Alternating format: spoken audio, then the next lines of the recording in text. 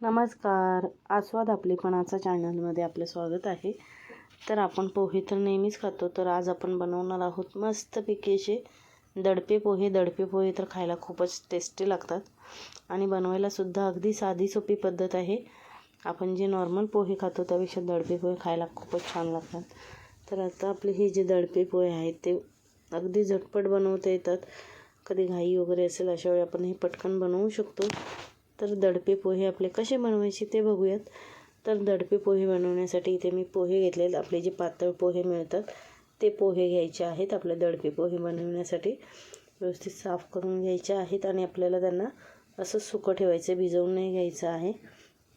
त्यानंतर आता आपल्या ज्या पोह्यामध्ये ना कांदा वगैरे घालून घ्यायचा. तर इथे मी कांदा एकदम बारीक कापून घेतलेला आहे. मी कोथिंबीर घेतलेली आहे भरपूर सारी. तर कांदा, कोथिंबीर वगैरे सगळं आपल्याला पोह्यामध्ये आधीच घालून घ्यायचं आहे. मग कांदा आपल्याला जसं आवडतो ना त्याप्रमाणे कमी जास्त घालायचं आहे.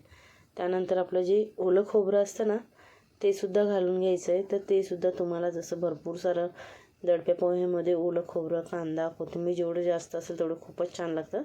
त्यानंतर चवीनुसार मीठ घालून घेतलेलं आहे. त्याच्यामध्ये साखर ना पिठी साखर घालायची, म्हणजे जाड साखर येते, आपण बारीक नाही होणार, त्यामुळे पिठी साखर घालायची किंवा जाड साखर घेतली तर ती फोडणीमध्ये घालायची.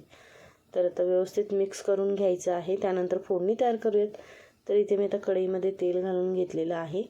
तेल घातल्यानंतर आता आपल्याला त्याच्यामध्ये राई जिरं घालून घ्यायचं आहे. राई जिरं आपलं चांगलं तडतडलं की नंतर त्याच्यामध्ये आपल्याला शेंगदाणे घालायचे आहेत. शेंगदाणे जे आहेत ना ते आपल्या दडप्या पोह्यामध्ये वरून फ्राय करून घातले की खूप टेस्टी लागतं. तर त्यांना मस्तपैकी असा चांगला रंग येईपर्यंत आपल्याला तेलामध्ये चांगलं परतून घ्यायचं आहे.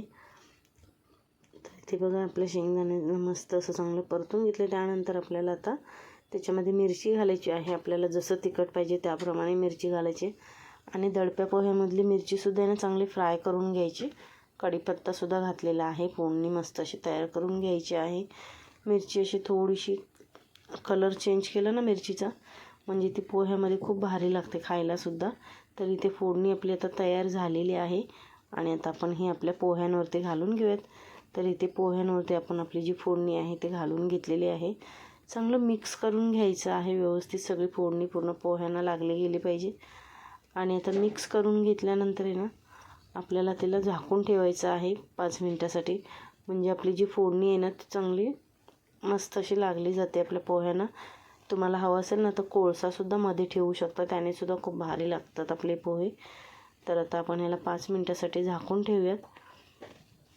तर आता 5 मिनटं आपली जी आहेत ती झालेली आहेत. आता आपण बघूयात. तर बघा मस्त असे आपले हे दडपे पोहे तयार झालेले आहेत. खूप टेस्टी लागतात हे दडपे पोहे खायला आणि बनवायला तर अगदी साधी सोपी पद्धत आहे. तुम्ही नक्की बनवून बघा, तुम्हाला नक्की आवडतील. आणि वरून शेव वगैरे घालून घ्यायची पाहिजे असेल तर आपल्याला, आणि अजून ओलं खोबरं वगैरे घातलं तर खूपच भारी लागतात. तर तुम्हाला आजच्या आपला हा दडपे पोह्यांचा व्हिडिओ कसा वाटला हे कमेंट करून नक्की सांगा. आणि चॅनलवरती नवीन असाल तर चॅनलला सबस्क्राईब करा. आणि व्हिडिओ पूर्ण बघितल्याबद्दल धन्यवाद.